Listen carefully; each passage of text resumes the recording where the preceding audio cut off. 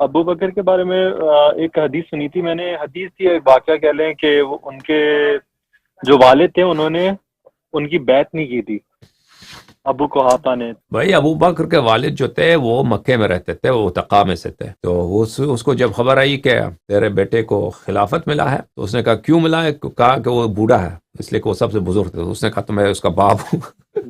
اس نے کہا میں تو اس کا باپ.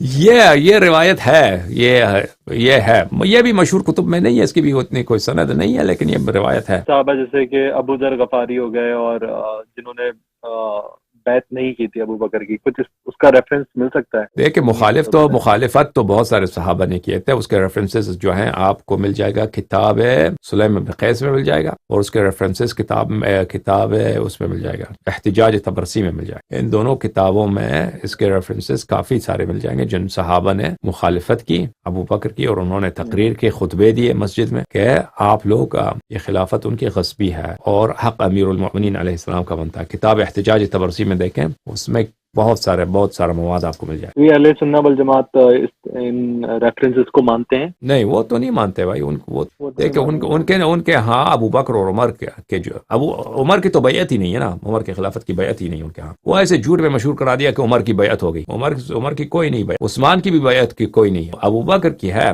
لیکن وہ اپنے مشہور کتابوں میں ان چیزوں کو نقل نہیں کرتے. ہاں تبری میں ہے، تاریخ تبری میں ہے جن صحابہ نے اختلاف کیا تھا اور وہ ابو بکر کو اس کا اہل نہیں سمجھتے تھے، وہ تبری میں موجود ہے، تاریخ تبری. لیکن یہ چیزیں کہ صحابہ نے تقریر کی ہے وہ ابو بکر کی مخالفت کی، تو یہ ان کے حدیث بہت فلٹر ہو چکے ہیں، یعنی کئی سو سال سے یہ فلٹر ہو چکے ہیں. تو ان کے فلٹریشن کا جو سسٹم ہے کہ کتابوں کو جلا دیا، وہ جو لوگ ان حدیث کو نقل کرتے تھے ان کو قتل کر دیا، اور یا حدیث آہستہ آہستہ تاریخ میں جو ان کے طرق میں ان کے کتب میں تھی وہ ضائع ہو گئی.